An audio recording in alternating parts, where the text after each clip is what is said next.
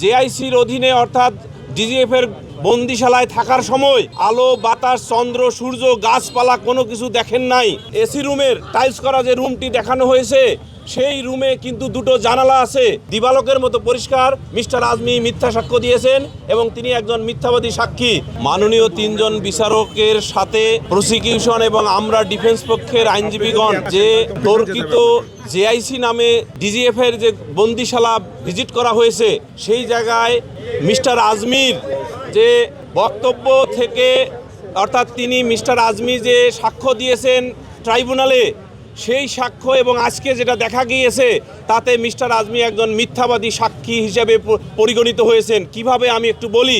Mister Azmi জবানবন্দিতে বলেছেন যে তিনি জেআইসির অধীনে অর্থাৎ ডিজিএফের বন্দিশালায় থাকার সময় আলো বাতাস চন্দ্র সূর্য গাছপালা কোনো কিছু দেখেন নাই, অথচ আজকে যে রুমটি 17 ফিট বা 21 ফিটের নামে যে এসি রুমের টাইলস করা যে রুমটি দেখানো হয়েছে সেই রুমে কিন্তু দুটো জানালা আছে দক্ষিণ দিকে।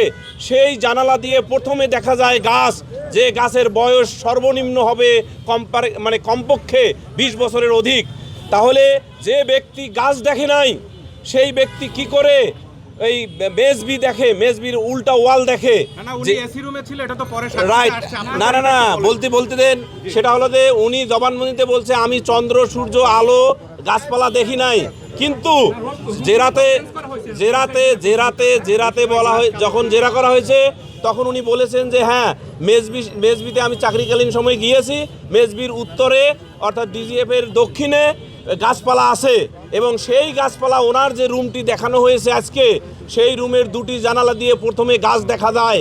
তাহলে গাছ যদি উনি না দেখে তাহলে উনি মেজবিও দেখে নাই। এই কারণে দিবালোকের মতো পরিষ্কার মিস্টার আজমি মিথ্যা সাক্ষ্য দিয়েছেন এবং তিনি একজন মিথ্যাবাদী সাক্ষী।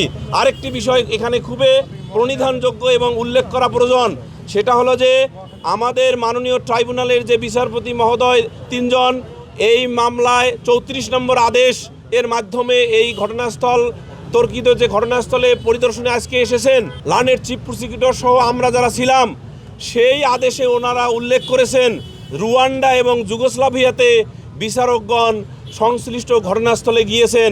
এখানে একটা বিষয় পরিষ্কার করা দরকার, রুয়ান্ডা এবং যুগোস্লাভিয়াতে যে বিচারকগণ ঘটনাস্থল পরিদর্শন করেছিলেন after conclusion of the whole trial, অর্থাৎ after conclusion of the recording of the evidences, সকল সাক্ষীর সাক্ষ্য গ্রহণের পর শুধুমাত্র আর্গুমেন্টের আগে গিয়েছিলেন। কেন গিয়েছিলেন?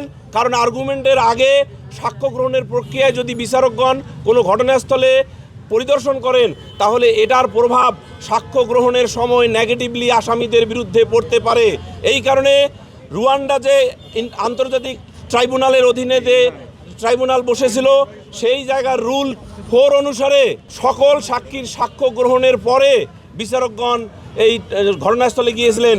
আমি বিশ্বাস করি এই বিষয়টি আজকে অথবা আগামী দিনে মাননীয় আপিল বিভাগে বিষয়টি রেজিস্ট হবে এবং এটার সংশ্লিষ্ট রেইজিংয়ের মাধ্যমে এটার বিবেচনাপ্রসূত এটার যে আইনগত ফলাফল সেটা বেরিয়ে আসবে।